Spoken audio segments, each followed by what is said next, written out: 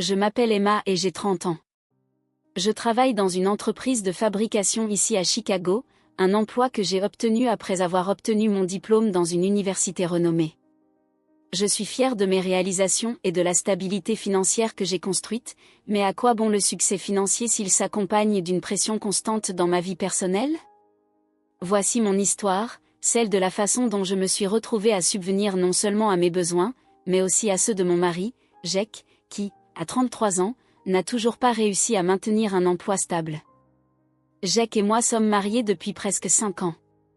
Nous nous sommes rencontrés à l'université, et bien que nous partagions de nombreux rêves et ambitions, la vie ne s'est pas déroulée aussi bien que nous l'espérions.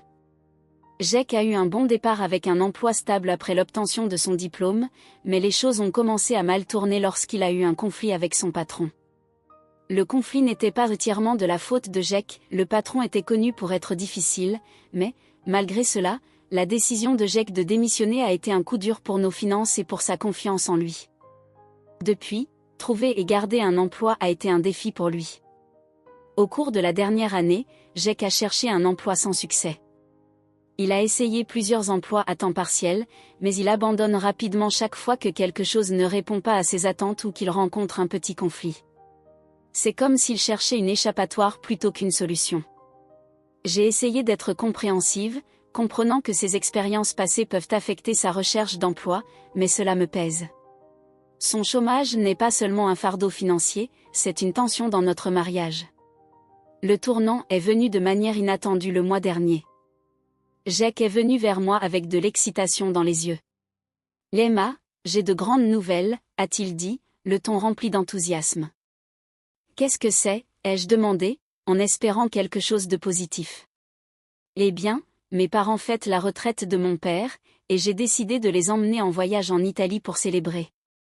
Je vais utiliser la carte de crédit illimitée, a déclaré Jake, mentionnant la carte que j'utilise pour les dépenses professionnelles et personnelles. J'étais surprise. La carte de crédit illimitée, Jake? Ce n'est pas une petite dépense. Tu as discuté de cela avec moi? Pas besoin de t'inquiéter, tout est réglé. J'ai déjà planifié le voyage et réservé les vols, a-t-il répondu, insouciant. Mon cœur s'est serré. Jake, nous avons déjà parlé de nos finances. Tu ne peux pas simplement utiliser la carte de crédit sans en discuter au préalable, et compte tenu de notre situation actuelle, cela ne semble pas judicieux. Jake a ignoré mes préoccupations. Ça va être un super voyage. Je m'en occupe. Quelques jours plus tard, j'ai reçu un appel alarmant de la société de cartes de crédit. Bonjour, Madame Harris, nous avons remarqué une activité inhabituelle sur votre carte de crédit. Il semble qu'il y ait eu une tentative d'utilisation pour une transaction qui a été refusée. Mon cœur s'est emballé. Que voulez-vous dire? Quelle transaction? La représentante a expliqué que la carte avait été bloquée en raison d'activités suspectes et qu'elle serait bientôt remplacée par une nouvelle. Je me suis rendu compte que la carte que Jake avait utilisée n'était plus valide. Quand Jake est rentré ce soir-là, je l'ai confronté. Jake, je dois te parler de la carte de crédit.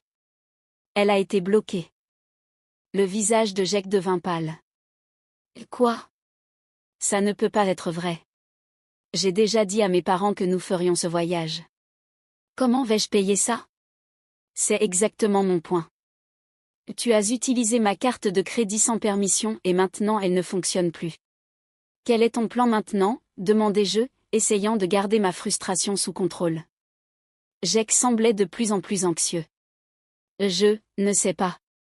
Je pensais que ça fonctionnerait. Ce n'est pas le problème, Jake. Tu prends constamment des décisions sans considérer les conséquences. C'est juste un autre exemple de la façon dont ton manque de responsabilité nous affecte.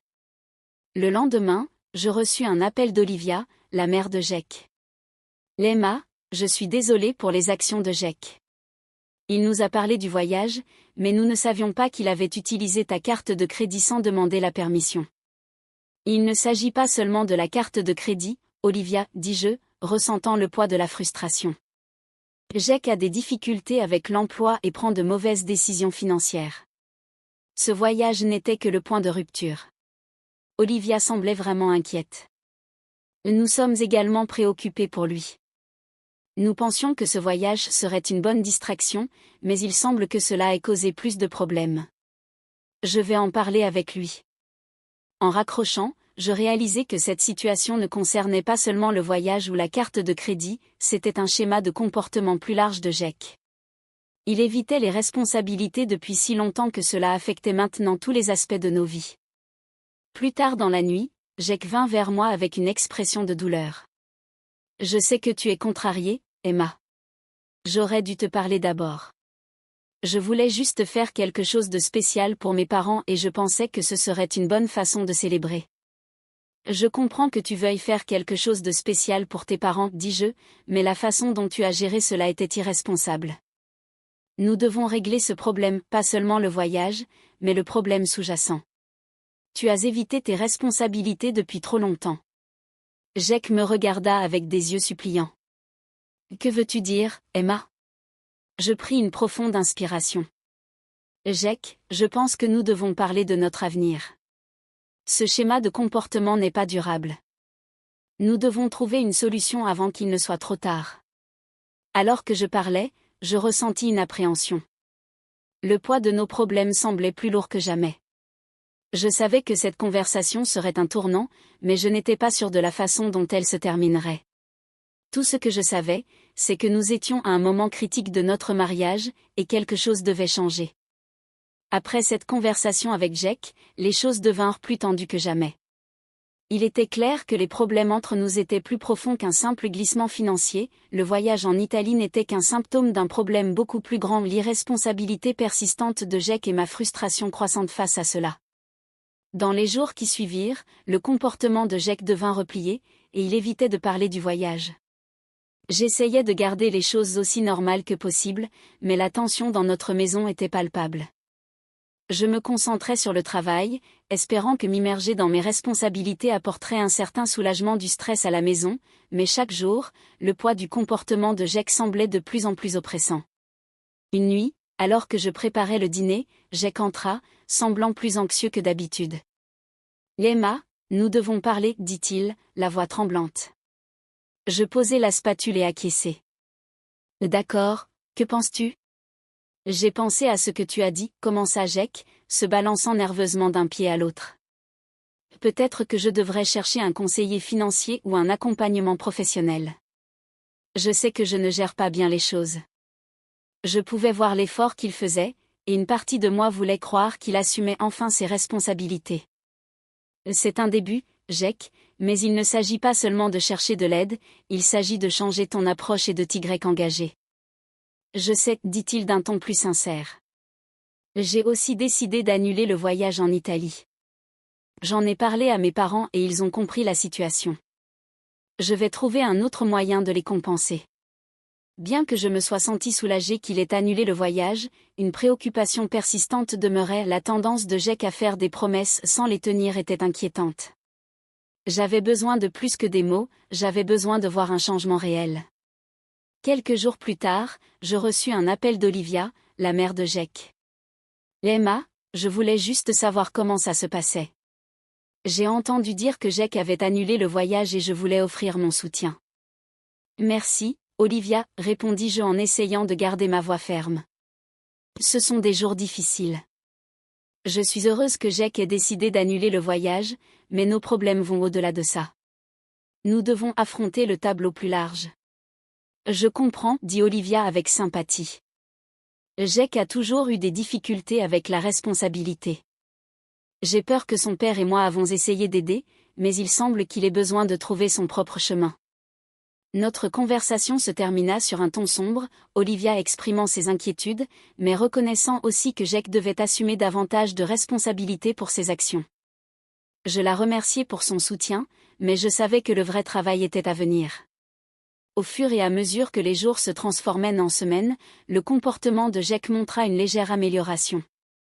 Il commença à assister à des entretiens d'embauche et à chercher des conseils professionnels, comme il l'avait promis. Cependant, les vieilles habitudes étaient difficiles à changer, il semblait encore manquer de la motivation et de la détermination nécessaires pour obtenir un emploi stable. Un soir, alors que nous étions assis ensemble dans le salon, je décidai d'aborder le sujet directement. Jack, je vois que tu fais des efforts, mais il semble que nous sommes coincés dans un cycle. Tu fais des promesses, mais ensuite rien ne change. Que se passe-t-il vraiment? Jack soupira profondément, détournant le regard. Je sais que je t'ai déçu. J'essaie, mais c'est difficile de garder la motivation quand je continue à faire face à des rejets.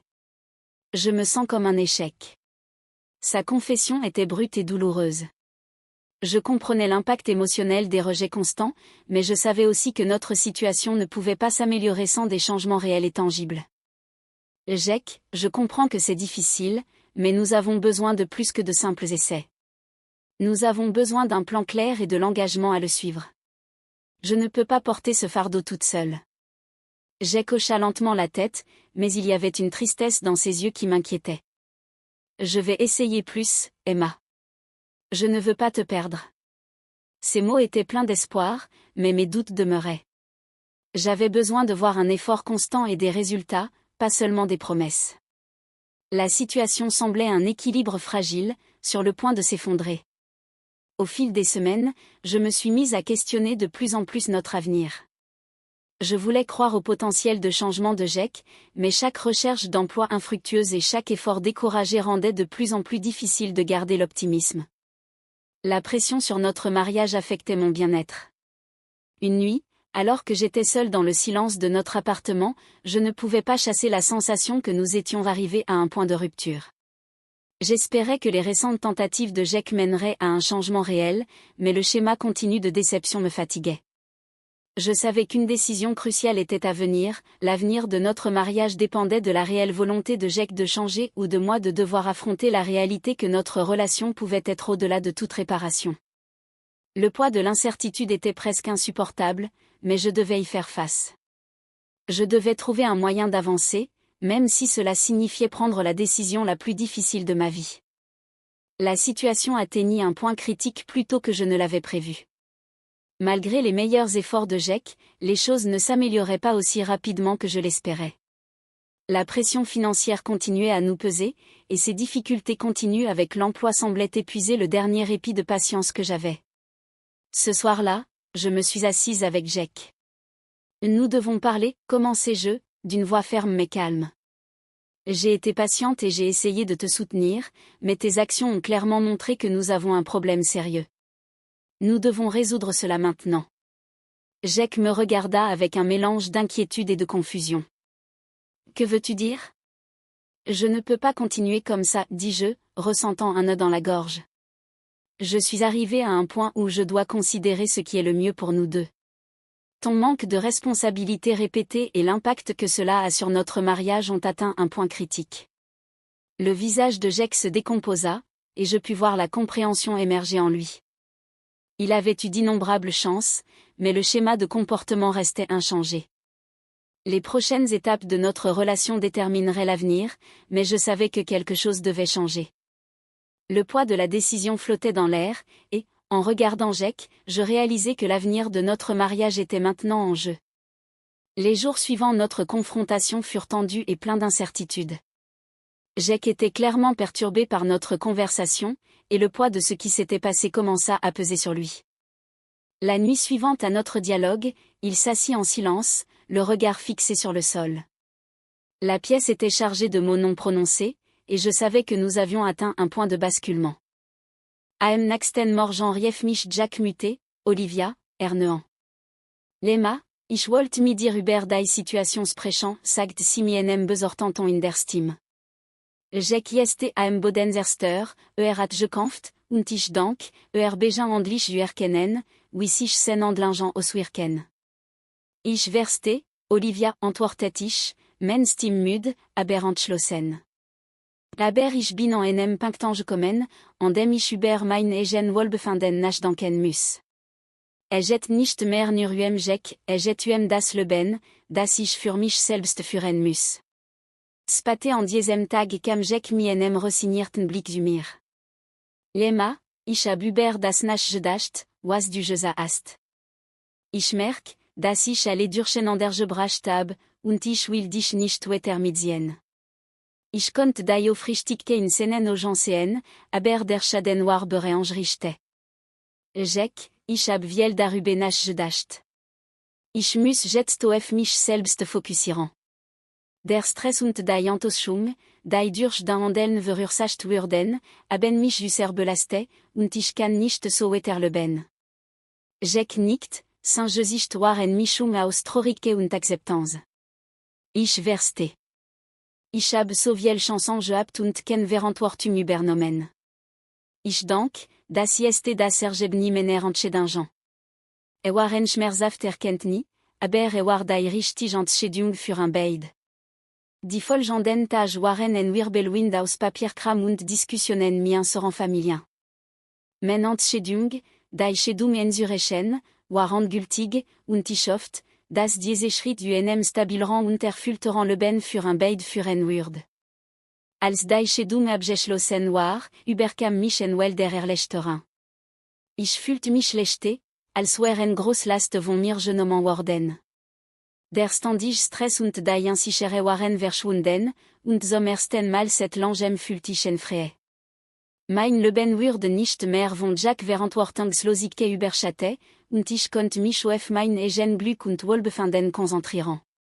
In der Zwischenzeit sich Jack den Konsequenzen seiner Handlungen und die Unterstützung gegenüber, und die gewohnt war. Müsste einen eigenen Weg finden. Ich hoffe, dass das überbringen würde, die Verantwortung übernehmen, die Solange vermieden hat, aber ich wusste, dass diese Entscheidung allein bei ihm lag. Als ich weitermachte, begann ich, die Freude und Frieden wieder zu entdecken, die durch Jahre des Stress in den Hintergrund gedrängt worden waren. Meine Karriere blühte auf, und ich fand Trost in der Stabilität, die sie war so weit entfernt schien. Meine Freunde und Familie unterstützten mich während des Übergangs, und ihr Ermutigen half mir, mein Leben neu aufzubauen. Wenn ich auf die Vergangenheit zurückblick, wird mir klar, dass das meiner so schmerzhaft auch war, auch ein notwendiger Schritt in Richtung einer besseren Zukunft war. Das Gewicht finanzielle und berufliche Problem hat seinen Preis gefordert, aber hat auch die Bedeutung gegenseitige Unterstützung und Verantwortung in einer Beziehung erworben. Am Ende wurde die Geschichte meiner mich UNM Kapitel de Lernen und de Wachstum. Sie lehrte mich den Wert, für mich selbst einzustehen, und die Bedeutung, schwierig Entscheidungen für mein eigen Wohl zu treffen. Und obwohl der Weg vor mir ungewiss war, fühlte ich mich zuversichtlich, dass mich in eine leer und erfüllende Zukunft führen würde.